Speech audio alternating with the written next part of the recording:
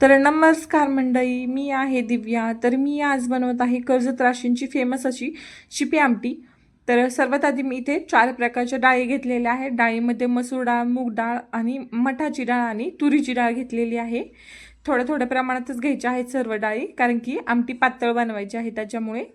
आणि कांदा, खोबरं, अद्रक, लसूण आणि खडे मसाल्यामध्ये तमालपत्र, 2 लवंगा, 2 मिरे आणि दालचिनी थोडीशी जास्त घेतलेली आहे. आता हे सर्व लालसर भाजून घ्यायचं आहे. काळ्या रंगावर भाजायचं नाही, लालसर भाजायचं आहे, कारण की आमटी लाल बनवायची आहे. काळं भाजून घेतलं तर आमटी काळी बनन, त्याच्यामुळं लाल असं भाजून घ्यायचं आहे. आधी कांदा भाजून घेतलेला आहे. आता खोबरं भाजून घेते. थोडं थोडं तेल टाकून भाजून घ्यायचं आहे.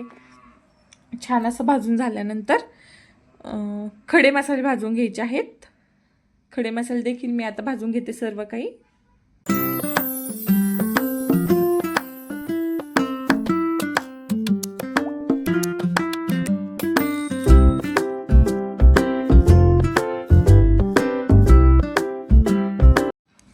आता सर्व मसाला लालसर रंगावर भाजून घेतलेला आहे. आता आमटीत टाकण्यासाठी पाणी गरम करत ठेवलं आहे. तोपर्यंत मसाला मिक्सरला ग्राइंड करून घेतलेला आहे, एकदम बारीक असा. थोडं थोडं पाणी करून टाकायचं आहे.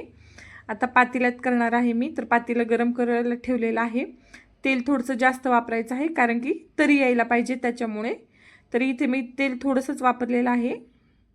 थोडं जास्त प्रमाणात तेल वापरायचं आहे.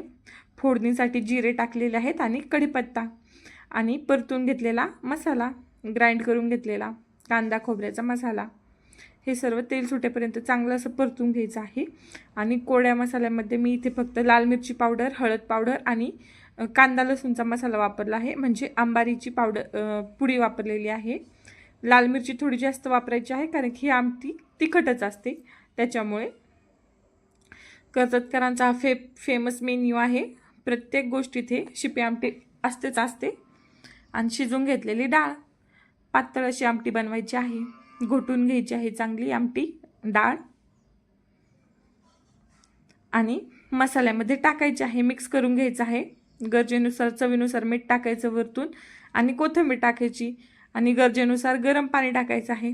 गरम पाणीच वापरा, त्याच्यामुळे तरी येण्यास मदत होते. छान अशी शिपी आमटी बनवून तयार आहे.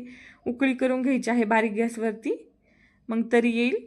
तरी माझ्याकडून इथे आमटी घट्ट झाली होती, कारण की खाण्यासाठी 2 जण आहोत, त्याच्यामुळे जास्त मी पाणी ओतलेलं नाही आहे. मिक्स करून आमटीला झाकण ठेवून बारीक गॅसवरती चांगली उकळी करून घ्यायची आहे. आणि शेंगदाणे म्हणजे कंपल्सरी पाहिजेच शिपी आमटीसोबत खारे शेंगदाणे करून घ्यायचे आहेत.